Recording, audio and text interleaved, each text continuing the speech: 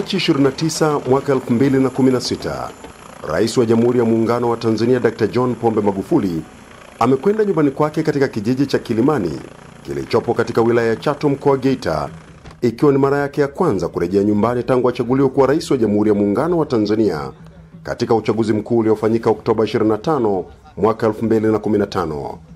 Ilikuwa ni siku ya kipekee na kihistoria, na wananchi wa Chato wakaitendea haki siku hii kwa kuhakikisha wanajitokeza kwa wingi kumpokea mbunge wao aliyewakilisha bungeni kwa miaka 20 mfululizo kabla ya kuingia katika kibarua kipya cha kuwa raia namba 1 katika nchi, yaani Rais wa Jamhuri ya Muungano wa Tanzania mwenye jukumu la kuongoza watu karibu milioni 50. Safari ya Rais Magufuli aliyeambatana na mkewe Mama Janet Magufuli kwenda Chato ilianzia jijini Dar es Salaam, ikampitisha katika jiji la Mwanza alikotua kwa ndege na kupokelewa na viongozi wa Mwanza, ambapo japokuwa haikuwa lengo kuwa na shughuli yoyote Mwanza mjini, Rais Magufuli alilazimika kuzungumza machache, na mali hapa akatoa majibu ya kero ya barabara inayokatiza katika eneo la uwanja wa ndege ambayo ilifungwa, na pia kama ilivyo kawaida yake ya kuwa karibu na wananchi, akala nao chakula katika kibanda cha mamalishe kilichopo uwanjani hapo.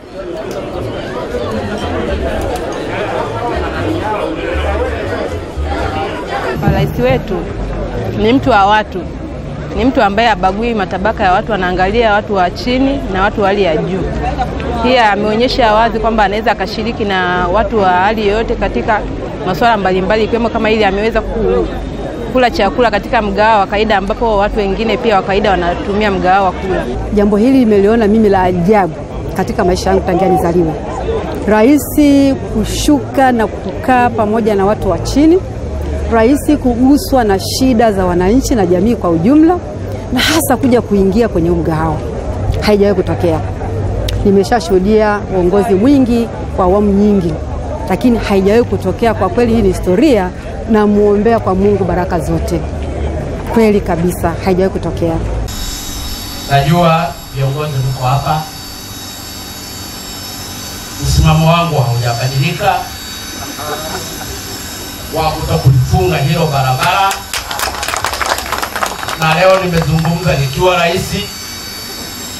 Kwa hiyo barabara hakuna kuifunga.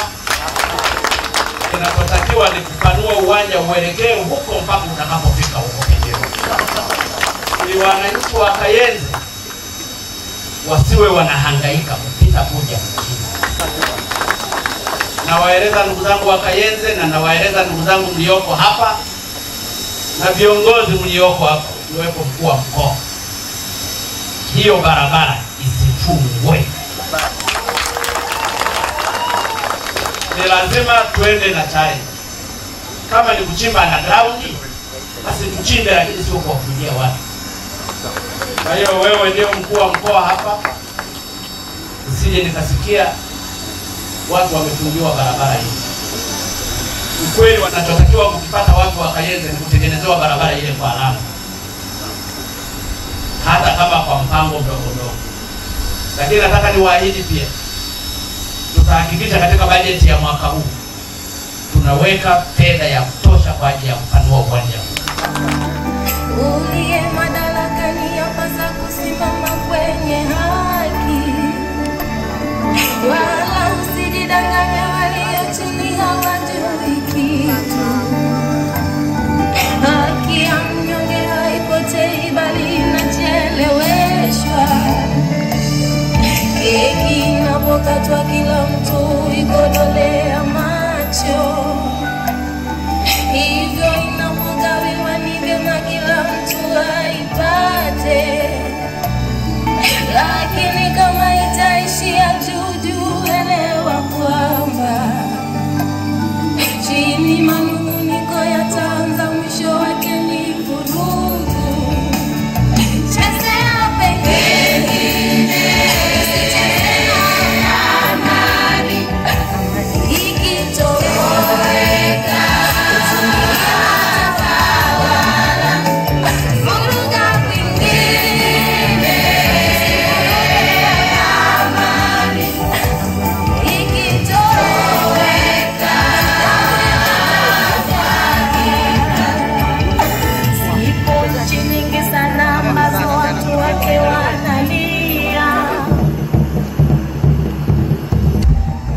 Kutoka Mwanza mjini ilikuwa ni safari ya kwenda Chato. Hapa chombo cha usafiri kilichotumika kilikuwa ni helikopta iliyomtua katika uwanja wa michezo wa shule ya sekondari Chato, maarufu kwa jina la uwanja wa Mazaina.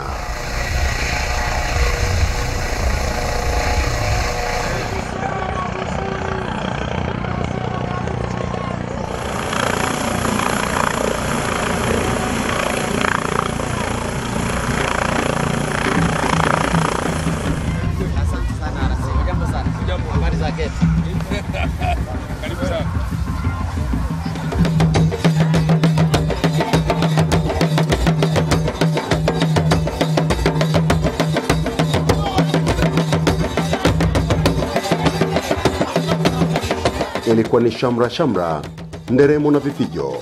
Si unajua Rais Magufuli kwa kupiga ngoma alivyo mahiri?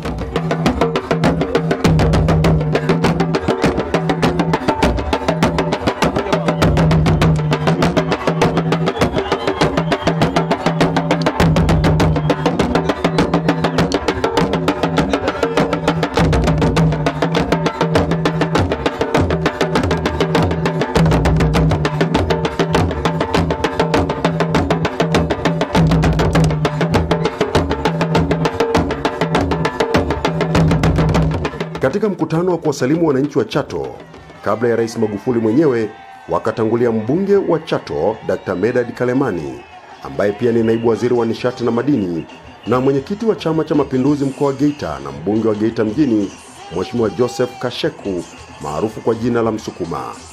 Hakika uliwaamini wanachato Mheshimiwa Rais. Na mimi narudia maneno yako, sitakuangusha Mheshimiwa Rais. Mheshimiwa Rais, pamoja na kukushukuru hayo basi, kwa sababu leo mfalme uko nyumbani, pamoja na kwamba umenipa kazi ya kugawa umeme, na mimi kazi yangu ni kugawa umeme, na mimi ninasema nitatundika umeme kila sehemu Mheshimiwa Rais. Na wananchi hawa kwa ridhaa yako, kwa mamlaka ulionayo, utakavyotupa, tunawaambia sisi tunawatundikia umeme hata kwenye choroni na kwenye miti ya miembe karibu na nyumba zao. Mheshimiwa Rais, tunakuongeza sana. Mheshimiwa Rais, Chato ye! Elelo tufubona kete tole hakaya batoko bane byokole mbera. Na mimi kama mwenyekiti wa mkoa, ubunge kwanza natole pembeni. Ninakuona na tunaspika kwa kasi ulionayo ya kutumbua majibu. Mimi maneno mengi hamna na huku yako majibu. Au sio? Tunatambua umekuja kupumzika, lakini utumbue basi hata kidogo yale ambayo tutakwambia. Baada ya salamu hizo ndipo akafuata Rais wa Jamhuri ya Muungano wa Tanzania Dr. John Pombe Joseph Magufuli, ambaye katika salamu zake za awali akawashukuru wanachato na Watanzania kwa ujumla kwa kumchagua kuwa rais. Napenda niseme kwa dhati kutoka moyoni, sikutegemea kama nitakuta mapokezi makubwa namna hii. Kwa sababu ninafahamu kama ni taarifa mmeipata kwamba ninakuja, sana mmeipata jana jioni. Nilifanya kwa makusudi, sikutaka nipokelewe kwa sababu mimi ni mtoto wa hapa. Lakini kwa sababu mmejitokeza kuja kunipokea, ndugu zangu, ninawashukuru. Mimi ni yule kama Magufuli. Sijabadilika. Mimi nimekuja hapa ni nyumbani. Nimefurahi kweli. Kila ninapogeuka pale, mara namuona mzee Mpanduji, mara namuona Kimbunga, mara namuona mzee Nyambibo, mzee Bigambo na wengine wengi. Nimejisikia raha. Kwa hiyo ninawashukuru. Lakini la pili, ninawashukuru kwa sababu tulimaliza uchaguzi vyema na ninyi mkanipa kura nyingi sana. Asanteni sana. Kwa hiyo kwa niaba yenu nawashukuru wa Tanzania wote. Kampeni zimekwisha. Hakuna aliyeshindwa. Ukweli ni kwamba sisi wote wa Tanzania tumeshinda. Kilichobaki ni kuchapa kazi, na ndiyo maana siku zote nasisitiza hapa kazi tu. Ndugu zangu wananchi wa Chato, nimesema ninawashukuru kwa niaba ya Watanzania wote kwa kunichagua kuwa rais wenu. Hotuba ya Rais Magufuli iliyochukua muda wa takriban dakika 47 ikaanza kwa kuwahimiza Watanzania kuchapa kazi na kujitegemea. Akawakumbusha wananchi kuwa maendeleo ya Tanzania yataletwa na Watanzania wenyewe na sio misaada ya wafadhili ambayo huambatana na masharti magumu. Ninafahamu tuna changamoto kubwa za kuibadilisha Tanzania iwe Tanzania ya kisasa. Tuna changamoto kubwa za kuwafanya Watanzania waondokane na kero zao. Wamechoka kukaa na makero ya kusumbuliwa. Watu wanataka maendeleo, na hiyo ndiyo shida kubwa ya Watanzania. Uwe Chadema, uwe Kafu, uwe CCM, uwe Mjaruo, uwe Mzinza, uwe kabila lolote, uwe dini yoyote, kikubwa kinachohitajika kwa Watanzania ni kuwa na Tanzania mpya yenye maendeleo inayoondokana na kero kwa Watanzania wote. Kwa hiyo ninachowaomba ndugu zangu wa Tanzania, mkiwepo na Watanzania wa hapa Chato, tujenge umoja wetu wa Watanzania. Tushikamane kwa ajili ya kuleta maendeleo ya Tanzania yetu. Hakuna mtu yoyote atakayetoka nje ya Tanzania atakayekuja kutusaidia. Na wale watakao kuwa wanajitokeza kutupa misaada, nataka niwahakikishie ile misaada ni ya masharti. Unaweza ukapewa masharti kwamba usikohoe, na kikohozi kinakujaga tu. Ukoreka kukorora ruliga rucharuro habulele hamwako na muna.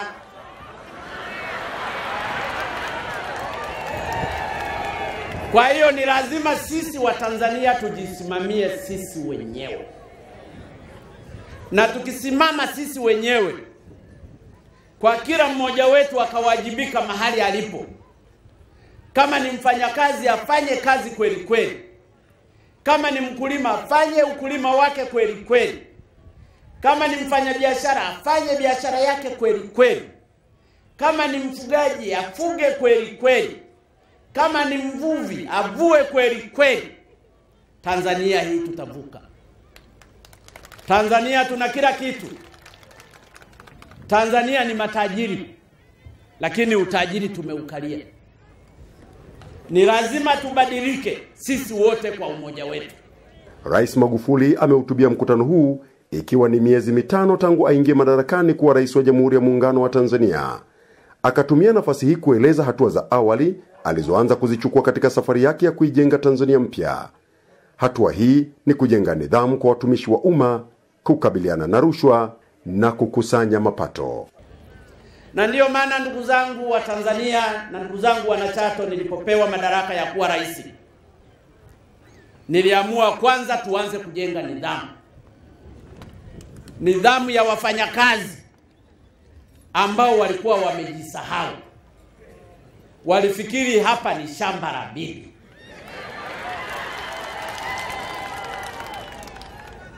Nina uhakika tumeanza vizuri,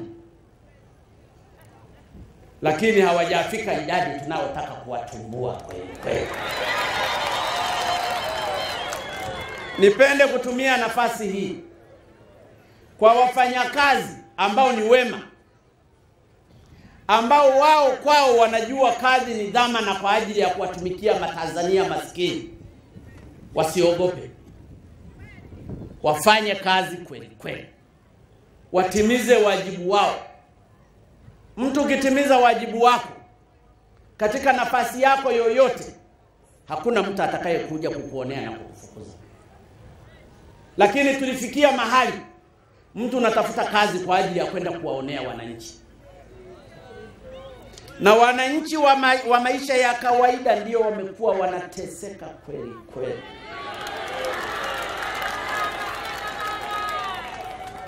Kila mahali ndipo wamekuwa wakisumbuliwa. Mara wanaombwa rushwa, mara wanafanywa nini. Wamekuwa kana kwamba hii Tanzania sio yao. Ndio maana nimewaeleza ndugu zangu wa Tanzania, nimejitoa sadaka kwa ajili ya Watanzania. Nitafanya kazi ili Tanzania iende mbele kwa ajili ya maendeleo ya mbele. Tutaweza tukijipanga vizuri. Tutaweza tukishikamana vizuri. Tutaweza tukienda kwa umoja na kumtanguliza Mungu. Jambo jingine ni juu ya hatua kubwa alizochukua katika maendeleo ya elimu, akimulika ubora wa elimu, wajibu wa wazazi, walimu na kamati za shule, na pia kusimamia maslahi ya walimu. Tumeanza na changamoto ya elimu.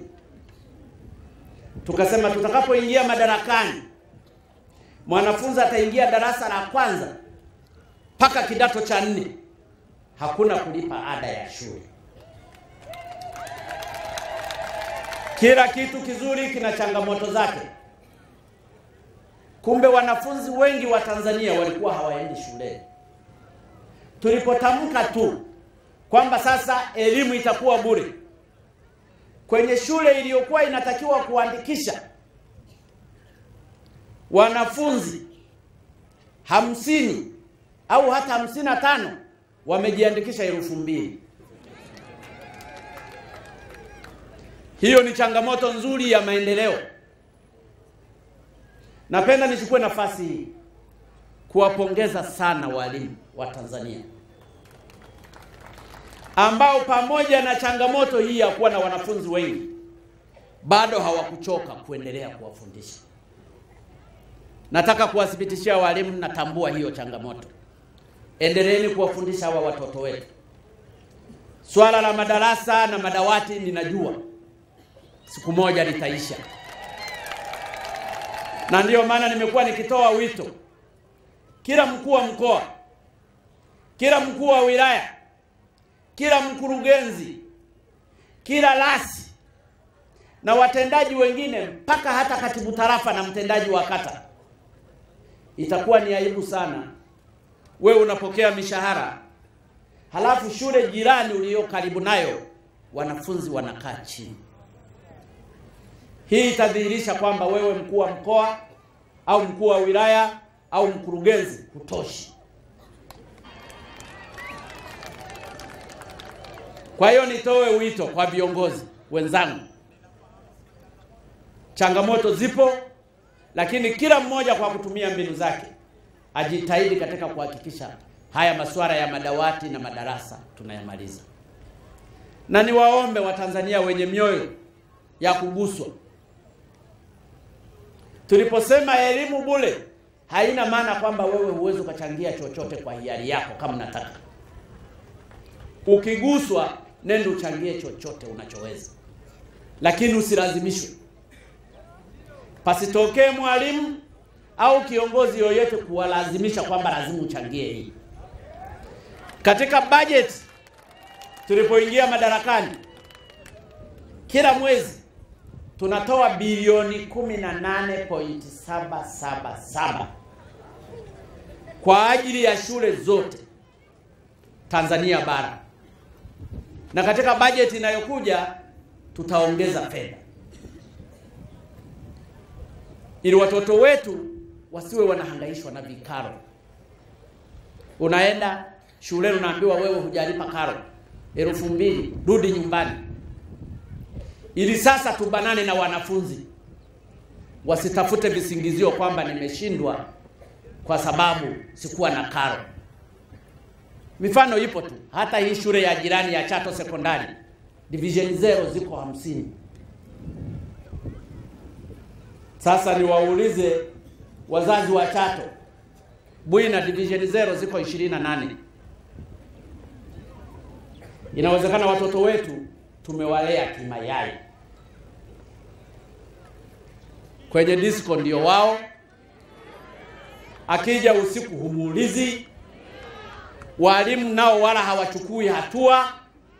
hata kuwafukuza hao wanafunzi aenda akavue samaki kama hawezi kusoma. Kamati za shule nazo zimekuwa za hivyo hivyo. Tunachaguana kwa sababu iwe kamati ya shule, lakini si kwa ajili ya kujenga nidhamu ya shule. Niwaombe kamati za shule zote Tanzania, zile ambazo zitashindwa kusimamia nidhamu katika shule, zile kamati za shule zijihuzuru.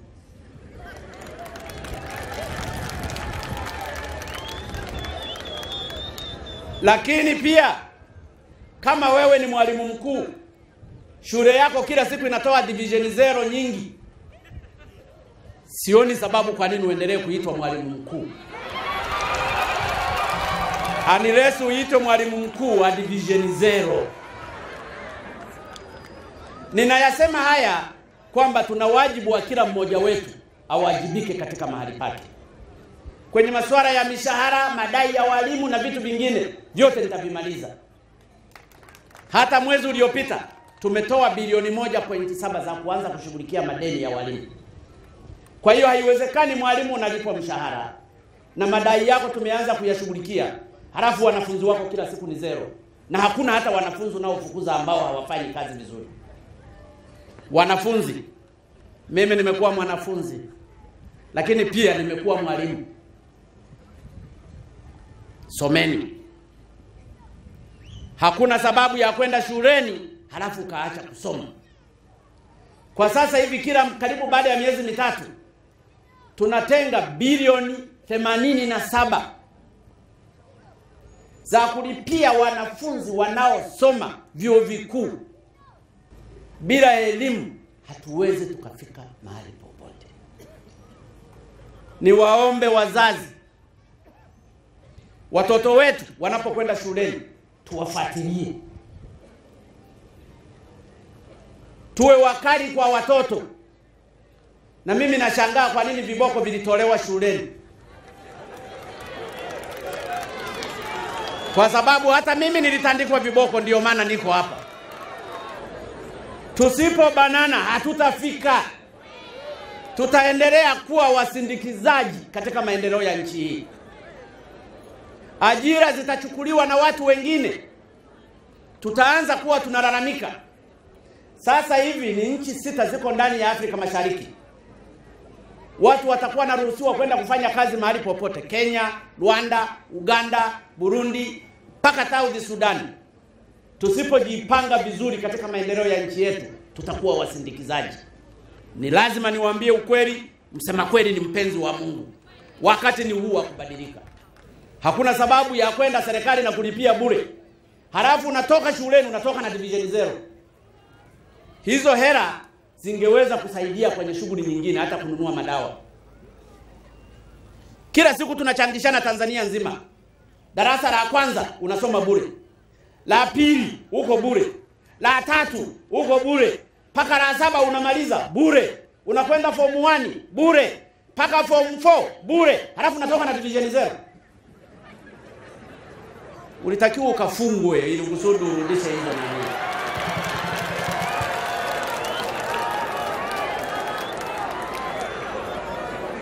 Kwa hiyo wito wangu kwa vijana, na mimi nasema hapa kwa sababu na mimi nimesomea hapa. Nilikuwa natoka Rubambange kwa mguu, ninakwenda kusomea Chato shule ya msingi kwa mguu na kurudi, na nilikuwa nashinda njaa.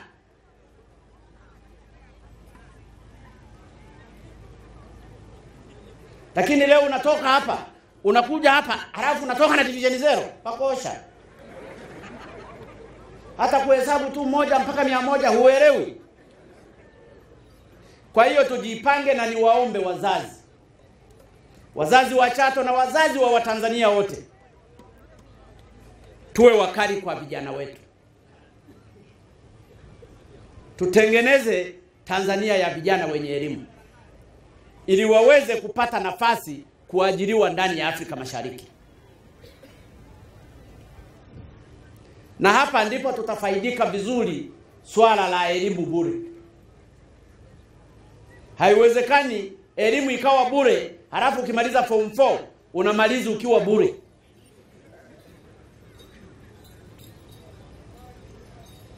walimu muwe wakali, kamati za shule ziwe wakali, ofisa elimu, na wewe kama ni ofisa elimu hiji wa wilaya ya Chato au wa wilaya gani, shule zako zote zilizoko humo zote ni division 0 nyingi, na wewe ujiulize kwamba uofisa elimu hufai.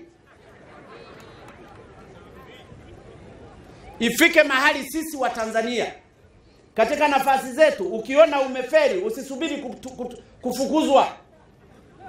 Achia tu ngazi waje wengine, ukafanye kazi ulionayo uwezo.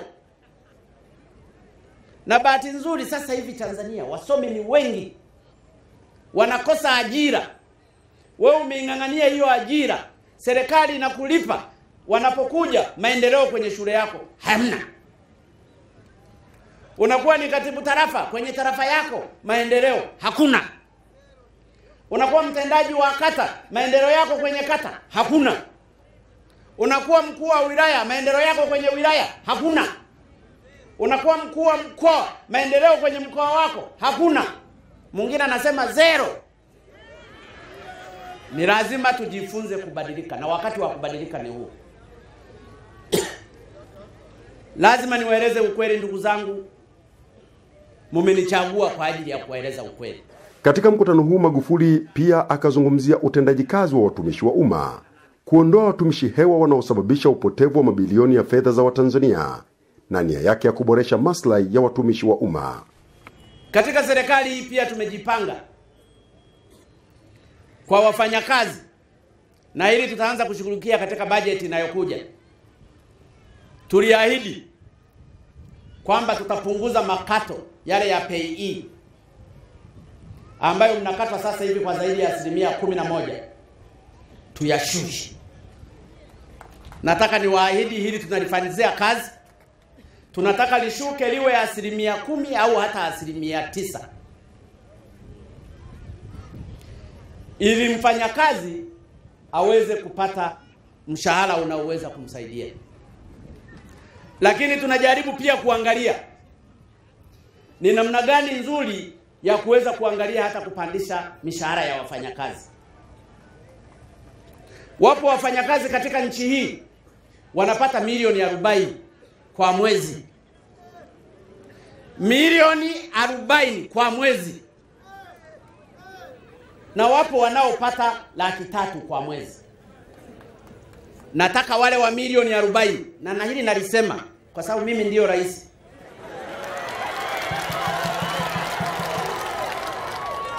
Tutakata mishahara yao ishuke, ili ikiwezekana, wataalamu wangu wananifanyizia kazi, pasije pakatokea Tanzania, asije akatokea Tanzania mtu anapata mshahara wa zaidi ya milioni 15. Ili hizi zingine zote tuziteremshe kwa watu wa chini. Yule atakayengangania kwamba mimi lazima milioni 40, aache kazi pale pale, tuweke mtu mwingine ambaye atataka mshahara huo.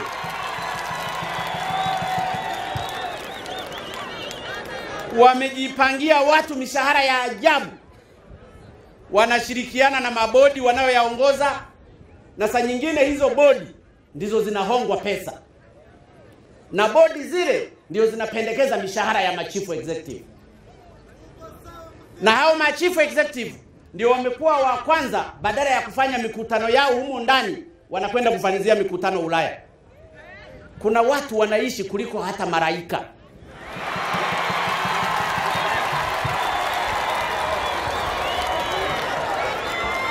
Chato oye! Chato oye! Chato oye! Swala lingine ambalo tutalishughulikia, na haya ninayoyasema nitayashughulikia kwenye bajeti ambayo tumeanza kuitayarisha sasa. Na bahati nzuri wabunge mko hapa mkafuatilie hayo. Wakulima wamekuwa wakionewa sana kwa kukatwa. Zao la kahawa lina ushuru zaidi ya ushuru 29. Ushuru wa ardhi, ushuru wa store, ushuru wa nini, ushuru wa pembejeo, hata pembejeo hujapewa. Zao la pamba hivyo hivyo. Maushuru ni mengi, kwa hiyo ukienda kuuza pamba yako, bei inakuwa ya chini kwa sababu zingine zimeenda kwenye maushuru. Bodi ya pamba, bodi sijui ya nini. Mazao ya tumbaku hivyo hivyo maushuru. Korosho hivyo hivyo. Nataka haya maushuru tuyakate kweli kweli.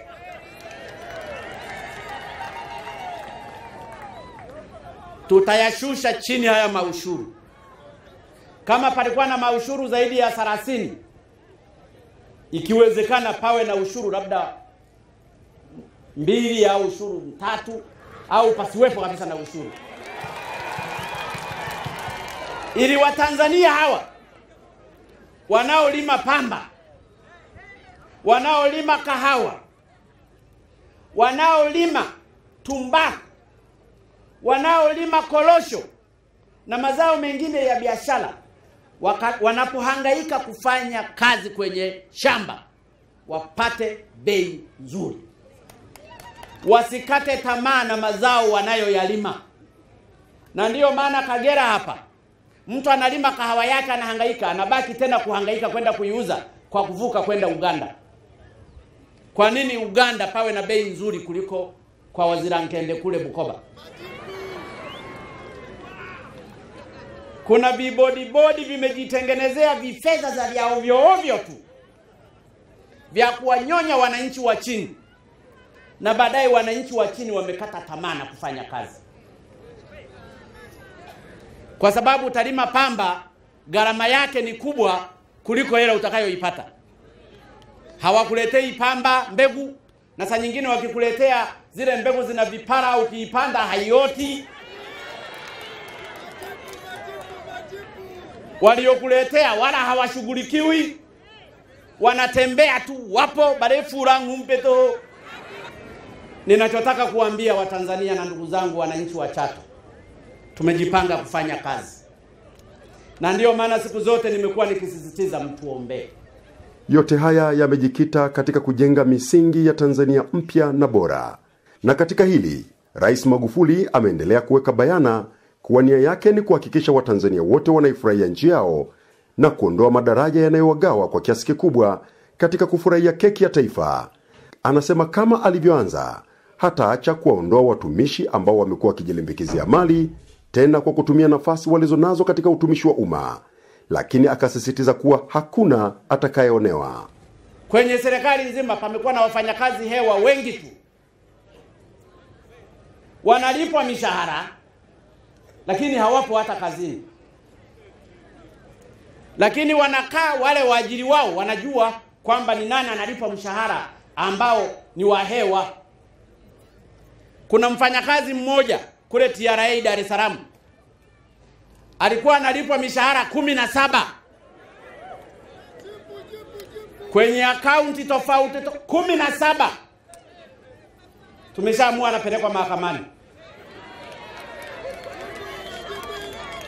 Nilipokuwa nikiapisha wakuu wa mikoa kwamba nataka wafanyakazi hewa wote watolewe kwenye payroll ndani ya siku 2, wafanyakazi ndani ya serikali, sio halmashauri, palikuwa na wafanyakazi hewa 1680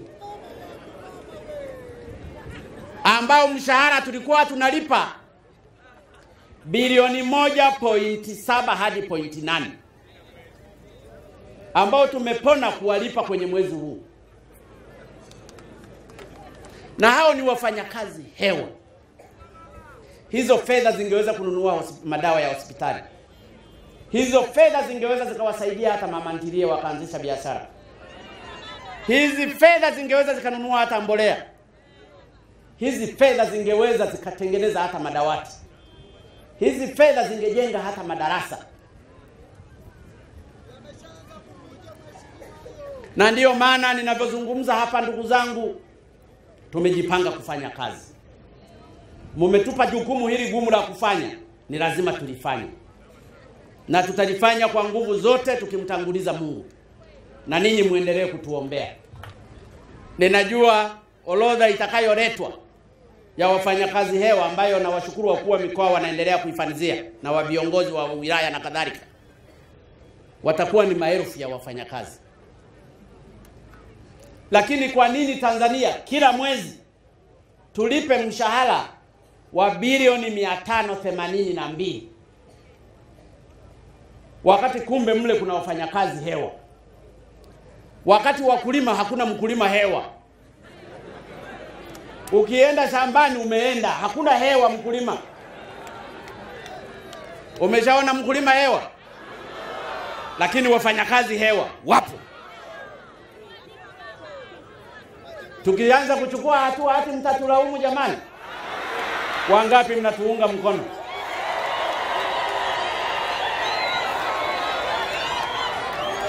Nilikuwa naangalia nyuma kama wanyuma wanatuunga mkono.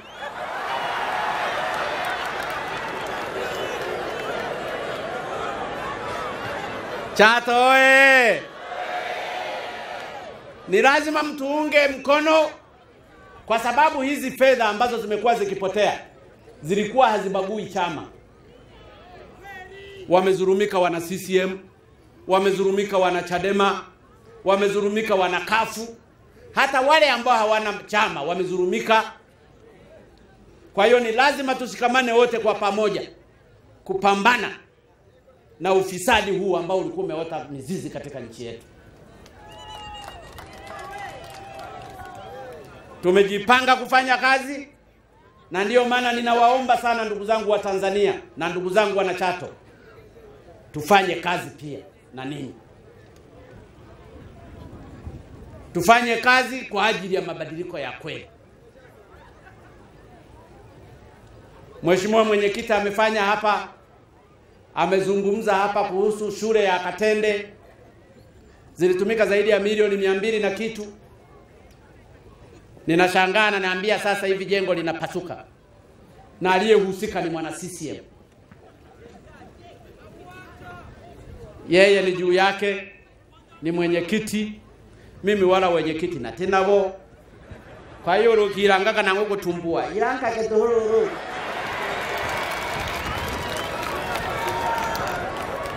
Ndugu zangu, tusipoanza kuchukuana hatua, hasa sisi viongozi, nchi itatushinda. Madudu ni mengi mno. Ukienda bandarini madudu mengi. Kuna meli pale bandarini zimepotea zaidi ya meli 65 ambazo hati hazikuonekana.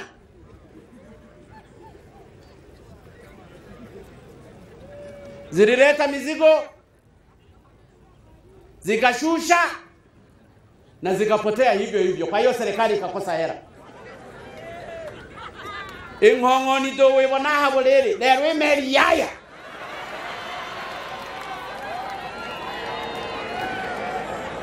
Hiyo ndiyo Tanzania tuliyokuwa tumefikia.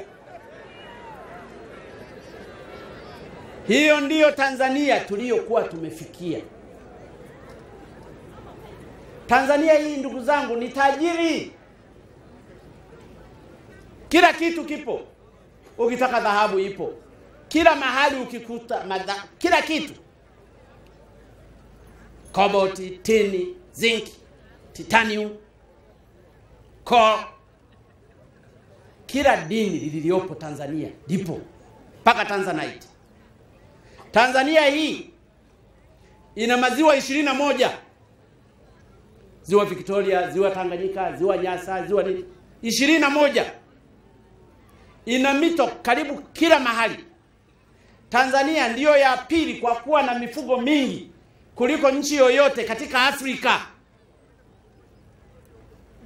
Lakini hatuna hata viwanda vya nyama.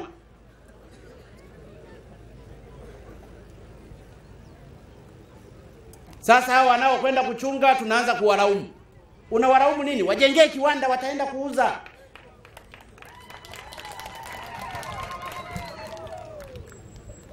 Kwa hiyo tumebaki kunyanyasana sisi wenyewe. Lakini kosa kubwa ni sisi tumeshindwa kuisimamia serikali. Ndio maana ninawaambia ndugu zangu, mtuombee. Nimechagua safu nzuri na tutaendelea kuchaguana. wakafanye kazi. Najua wengine bado sijachagua na wengine wanakuwa na wasiwasi. Kama we ni mchapakazi uko DC au mkurugenzi, una wasiwasi gani? Tena unapozidi kuwa na wasiwasi ndio uwezekano wa kutolewa unakuwa mkubwa. Ni lazima niwaambie waheshimiwa ma-DC, ukiwa na wasiwasi hutafanya kazi, na sisi tutakuona wewe ufanye kazi, utaondoka tu. Ukiwa mkurugenzi ukawa na wasiwasi, huo wasiwasi ndio dalili nzuri ya kukufanya wewe uondoke. Fanya kazi kana kwamba utakuwa mkurugenzi kwa miaka 200. Chapa kazi kwa ajili ya Watanzania hao, watakuona tu. Lakini hata ukitolewa ukurugenzi, kwani ulizaliwa kuwa mkurugenzi? Si utapangiwa makazi mengine kama ulifanya vizuri. Hata mimi sitakuwa rais maisha. Tena kazi yenyewe hii ngumu. Ngumu kweli. Lakini kwa sababu niliomba mwenyewe, mimi nilifikiri na jaribu ninabipu, simu ikakatalia kule ikajipiga. Sasa ninaipata kweli kweli. Lakini nataka niwaambie ndugu zangu, sitawaangusha. Katika kipindi ambacho nitakuwa rais, nitafanya kazi kweli. Hizi kero ndogo ndogo hizi na kubwa kubwa lazima nizifagie. Wako wengine wakaanza kulalamika ninatumbua mna majipu. Mimi sio kutumbua tu, hata kama ni kukata kabisa na mguu nikautupa.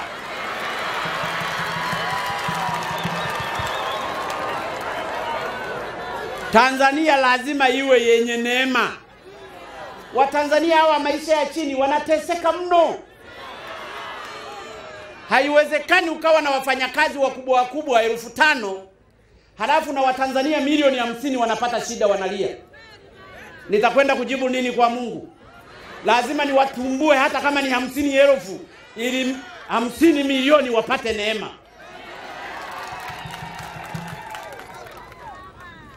Ni lazima waumie wachache ili wengi wakafaidike nchi yao. Hata ninyi mlioko hapa mna raha. Mna raha jamani, wangapi wana raha hapa? Nani ana raha? Sasa ni lazima serikali iliyopo madarakani ianze kutengeneza raha kwa ajili ya wananchi wake. Haiwezekani mkao mnajipanga kutupigia kura, halafu raha inakuwa ya sisi viongozi badala ya ninyi mliojipanga kutupa kura. Unanichagua hapa, halafu mtoto wako kesho namfukuza shule kwa sababu hajalipa karo. Haiwezekani. Ndio maana nawaahidi ndugu zangu, na nawaahidi Watanzania wote, sitabagua mtu kwa sababu ya chama chake. Sitabagua kwa sababu ya dini yake. Sitabagua kwa sababu ya kabila lake. Nimechaguliwa na Watanzania wote, nina wajibu wa kuwatumikia Watanzania wote. Na ninamuomba Mwenyezi Mungu kweli kweli anisaidie. Ila na ninyi mtusaidie ndugu zangu, wananchi wote tuwe na umoja. Tupendane. Tusibaguane. Tukianza kubaguana, Tanzania tuko makabila zaidi ya 121. Na ni Tanzania peke yake ndiyo imebaki nchi yenye amani. Tutakosa pa kukimbilia. Mungu akubariki, tuendelee kuwepo.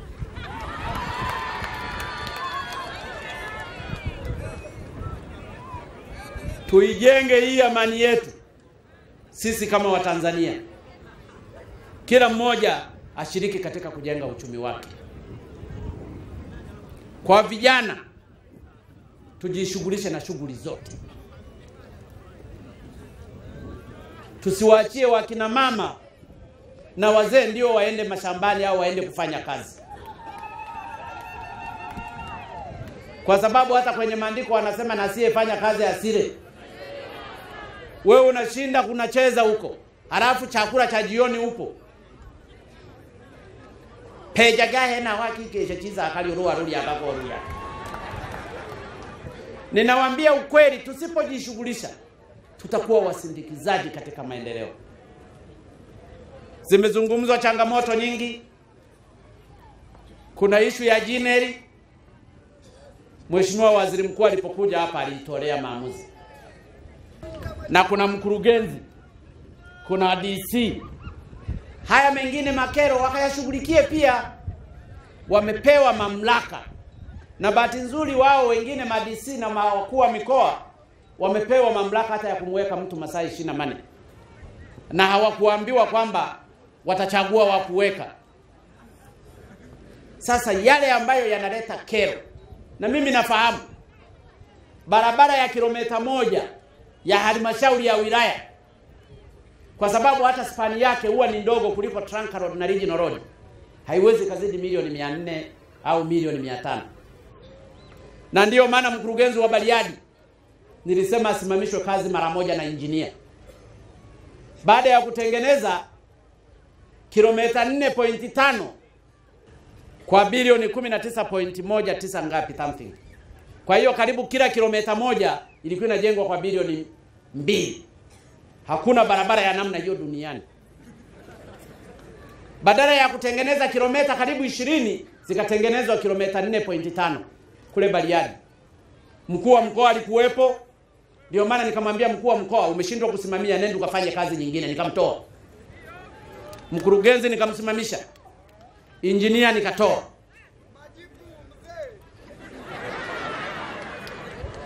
Kwa hiyo ni waombe viongozi, tunapopewa majukumu haya ya kusimamia kazi za wananchi, tuyasimamie kweli kwa manufaa ya Watanzania wote. Watanzania wamechoka kusubiri. Na wanasubiri wakiwa kwenye dimbwi la mateso. Ni lazima sisi viongozi tutimize wajibu wetu. Ndugu zangu wananchi wa Chato, mimi nilikuja hapa tu nimenizile kukaya. Nikianza kuzungumza mengi sana, inawezekana mbunge wenu akaanza kulalamika nimemuingilia.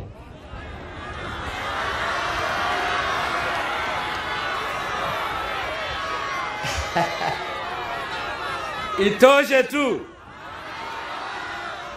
tu kusema ninawashukuru sana. Ninawapenda sana.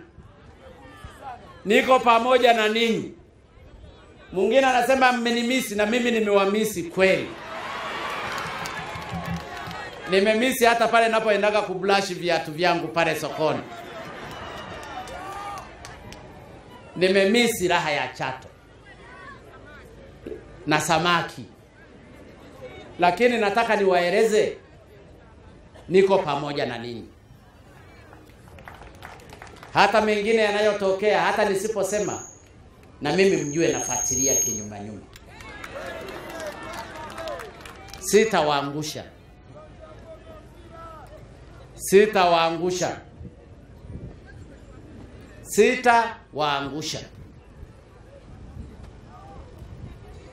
Tuendelee kusimama kwa pamoja.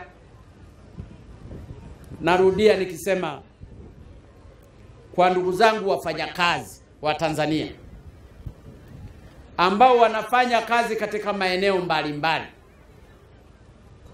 wasiwe na wasiwasi na kufukuzwa kazi. Hakuna atakayeonewa. Na hata akitokea mmoja ameonewa kwa bahati mbaya, atarudishwa kazini. Lakini wakatimize wajibu wao. Tunahitaji Tanzania iende mbele. Tunahitaji Tanzania yenye maendeleo. Na tutaweza. Na mimi nataka niwahakikishie, naomba mniamini, tutaweza. Nasema kweli tutaweza. Na hakuna atakayetukwamisha. Atakayejaribu kutukwamisha atakwama yeye kwa nguvu zote. Sisi tunataka twende mbele, Tanzania liwe taifa la kutolewa mfano. Na mimi nawahakikishia hilo, ninawahakikishia Watanzania wote kwa pamoja tutaweza. Ndugu zangu, wananchi wa Chato, ninashukuru kwa kunikaribisha. Nataka mtambue kwamba mimi ni mtoto wenu tu. Nilizaliwa hapa, nitazikwa hapa.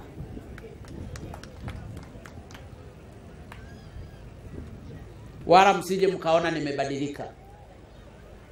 Tena sasa hivi ndio nimekonda zaidi.